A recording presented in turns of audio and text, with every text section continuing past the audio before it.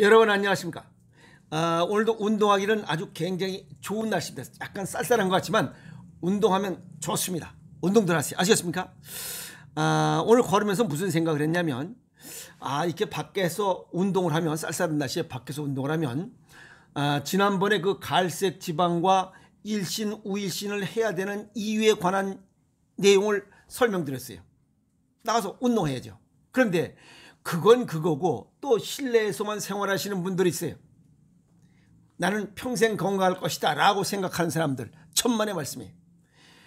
이 실내에만 있으면 이 습도, 이 열기 때문에 습도가 낮아져요. 습도가 낮아지면 이 습도가 30% 이하로 떨어지면 호흡기 점막이 건조해지면서 점액 분비가 감소돼요. 그래서 이 콧구멍으로 유입되는 이러한 각종 유해 물질, 필터 기능이 감소돼요. 그래서 다양한 질병이 발생할 수 있어요. 아시겠습니까? 그래서 겨울철 실내 습도가 아주 좋은 거는 50에서 60% 정도 되는 거예요. 지금 30% 안 되시는 분들이 많을 거예요. 그러니까 코딱지가 생기고 막 후벼 파고 그러다 또 잘못해서 이렇게 파다 보면 또 그 모세혈관 그런 데서 코피 나고. 가장 중요한 것은 실내 공기 따뜻하게 한다 할지라도 1시간에 한 10분 정도는 환기시키는 게 가장 좋습니다. 아시겠어요? 겨울철에 피부 관리, 그 다음에 내 건강 관리는 어떻게 하느냐.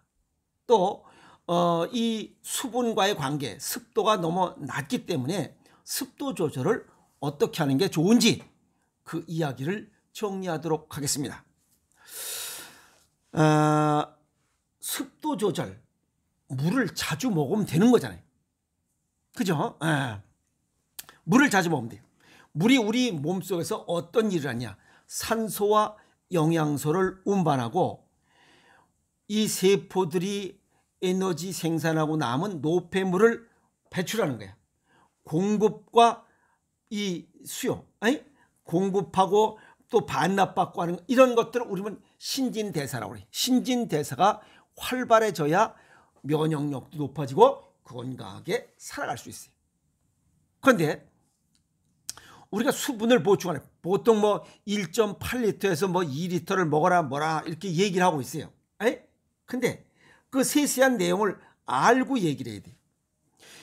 우리가 수분을 보충하는데 약 47%는 그냥 먹는 물로 보충을 해요. 그리고 39% 정도는 그냥 음식물로 하고 나머지는 몸 자체에서 생산되는 물로다가 보충을 하고 있습니다. 그래서 근데 그냥 그렇게 살아가면 되지 않소 라고 얘기해요. 그 맞는 얘기예요. 그런데 왜 적당량의 수분을 자꾸만 먹어야 되는지, 왜 그렇게 수분을 1.2리터요, 1.5리터요, 2리터요, 먹으라고 강조하는지 그 이유가 있어야 될 거 아니에요.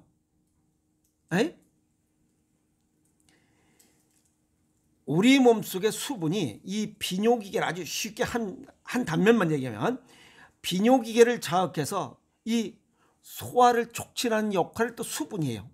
그래서 이렇게 소화를 촉진하면서 부교감신경의 기능을 활성화시켜요.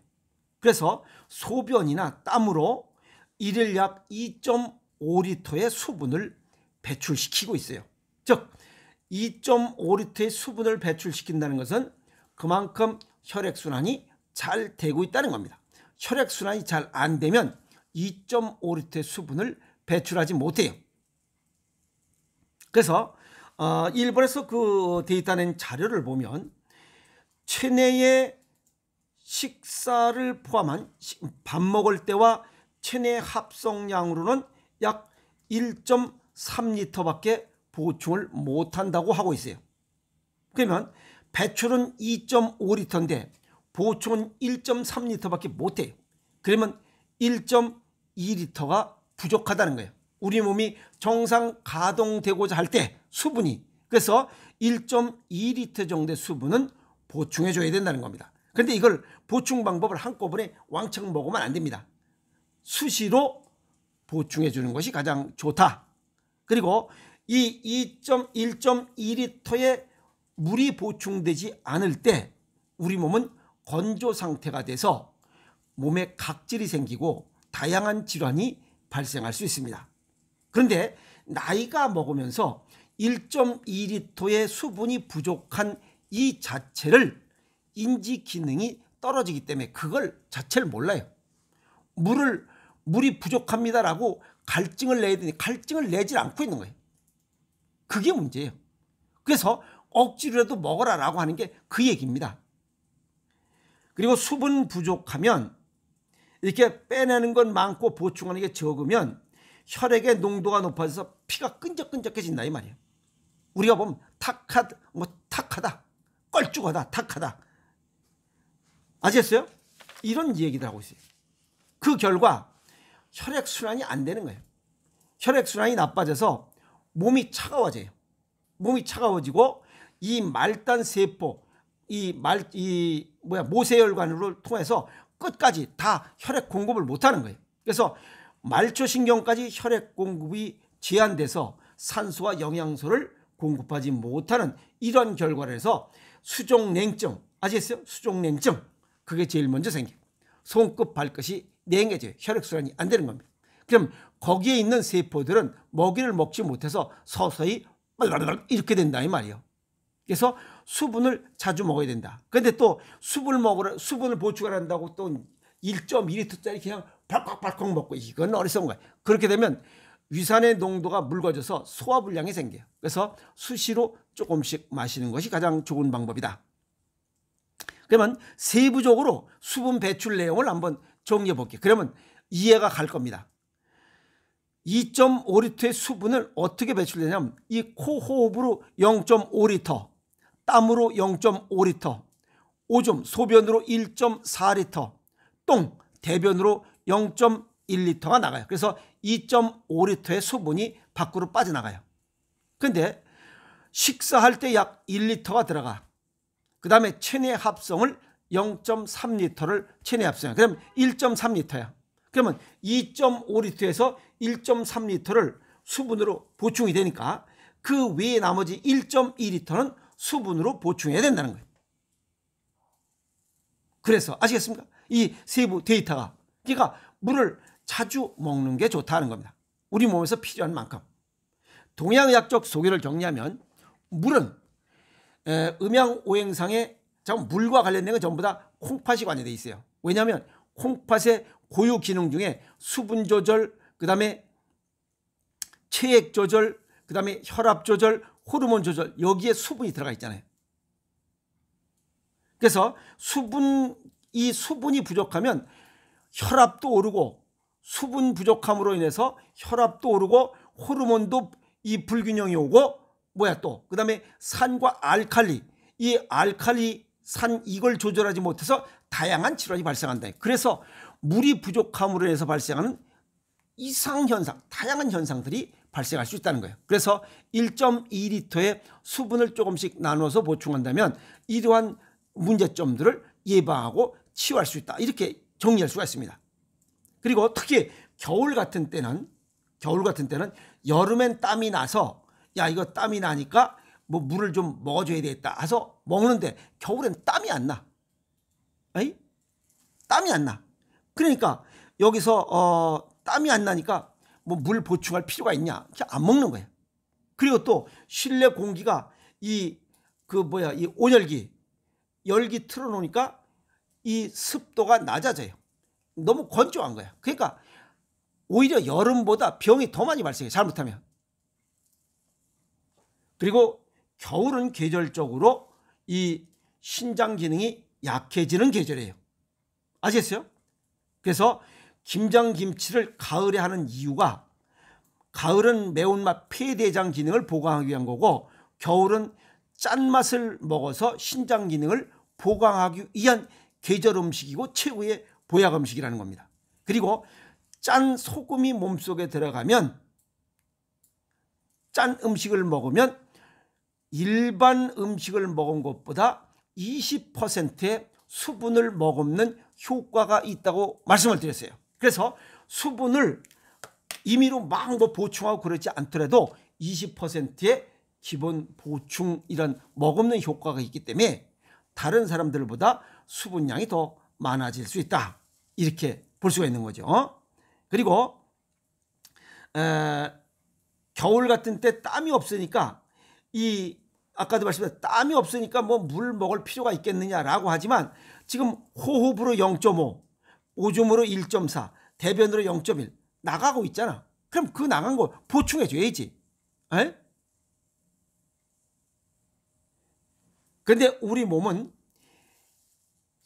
몸 안에 수분 부족한 건 알지 못하면서 이 바깥의 것만 인지하고 있는 게 큰 또 잘못이에요. 땀이 안 나니까 물이 부족한지조차 몰라. 그러니까 여기다 자꾸만 뭐 보습제 바르고 뭐 바르고 그건 아주 잘못된 거예요. 보습제를 바르면 피부가 숨을 못 쉬어요. 그래서 내부 수분 부족을 감지하지 못하는 거. 그러니까 수분이 부족하지 않은지 알고 있어요. 그러다 보니까 어떻게 돼? 커피 먹고 녹차 먹고 그냥 그런 걸 먹어. 그럼 그건 또 이뇨작용이 아주 세요. 그래서 커피 녹차 먹어버리면 겨울철은 아예 콩팥 기능 망가뜨리는 아주 지름길이야. 아시겠어요? 그렇게 해서는 안 됩니다. 그래서 겨울철은 특히 실내가 실외보다 수분이 오히려 부족합니다. 그래서 실내 생활이 많기 때문에 수분 손실을 이중으로 이 부담이 생겨요. 그래서 자주 실내 생활이 많으신 분들은 수분을 좀 자주 섭취해 주는 것이 훨씬 더 좋다. 그렇지 않다면 환기를 시키는 것도 수분 보충 방법 중에 하나입니다. 왜? 여기 아까 말씀드렸지만 50에서 60%의 습도를 자동적으로 맞춰주도록 하기 위해서 이런 대책을 하는 거죠. 그리고 가장 좋은 것은 수시로 많은 양이 아니라 조금씩 해서 수분을 자주 보충해 주는 것이 가장 좋다. 그리고 또 뭐 목욕이나 뭐 따뜻한 식사 그리고 차가운 음식을 피하고 소화 활동을 활발하게 하는 그 국물 있는 뜨끈한 음식들도 좋아요. 그래서 혈액순환을 원활하게 하고 또 이와 함께 식사할 때 식이섬유가 풍부한 음식을 먹으면 겨울철 운동 부족으로 인한 대장의 연동 운동과 분절 운동을 활발하게 해서 똥이 잘 나오게 한다. 그래서 노폐물을 빨리 배출하는 그런 좋은 효과를 일석이조의 효과를 얻을 수 있도록 하라라고 하는 겁니다. 그러면 어떤 음식이 좋으냐 겨울철에 채소가 듬뿍 들어간 전골 같은 거, 뭐 찜도 좋습니다. 그리고 뭐 저도 가끔가다 여기서 먹습니다. 그 월남쌈, 월남쌈집인가 저 월남 뭐 그 음식이에요. 거기 보면 그 야채 그냥 이빨 씹어 넣어가지고 그냥 그 샤브샤브 야채 샤브샤브 먹잖아. 거기다 뭐 괴기 조금 넣고 뭐 마늘 조금 넣고 뭐지 그 버섯 좀 넣고 맨 마지막에 뭐 베트남 뭐 월남 쌀국수 넣고 만두 쪼가리 넣고 뭐 어묵 볶고 어쨌든 그렇게 먹는 게 겨울철엔 좋다 이 얘기입니다. 아시겠어요? 이번 주에 내일 또 토요일이니까 가서 또 한 번 더 먹어야 될 것 같아요. 그래서 수시로 수분을 보충해서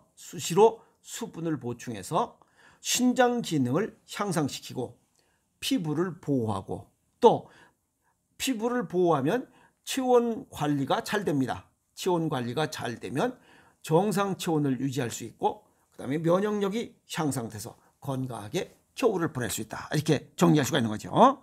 그리고 겨울이라고 해서 영양이 불균형이 오면 안 됩니다. 그래서 풍부한 영양, 고른 영양, 고기, 과일, 야채, 건과류 이런 것들을 가루로 만든 이런 식사 대용으로 만든 생식은 기본으로 하고 거기에 또 견과류 여기 뭐 이거 뭐 거의 다 보면 요 호박씨 그다음에 혈액 순환을 좋게 하는 해바라기씨 뭐 잣, 땅콩, 호두 이런 것들을 견과류를 먹음으로 해서 우리 몸속에 식이섬유를 충분히 섭취해서 이 식이섬유가 우리 몸속에 들어가면 이 장내 세균총의 먹이가 돼서 그놈들이 활발하게 8대2의 비율을 갖추면서 우리 몸속에 전신 이런 그 생체 기능을 정상화시킬 수 있도록 하는 여건을 만들어주는 게 좋다. 그래서 겨울에는 김장김치 먹으면서 또 하루 한 끼 또는 두 끼 생식 먹으면서 이렇게 밖에 운동하시고 습도 조절하고 수분 조절 이 물 자주 드시고 이렇게 하시다 보면 자동적으로 일신우일신이 됩니다. 그래서 건강을 지키는 거예요. 나도 모르게. 아시겠어요? 오늘 겨울철 수분의 수분 조절과 겨울철 건강 관리에 관한 이야기 정리해봤습니다. 이렇게 얘기하면 뭐합니까? 실천하지 않는데. 아시세요? 매일매일 실천해서 건강하게 겨울을 보내도록 합시다. 아시겠습니까? 화이팅!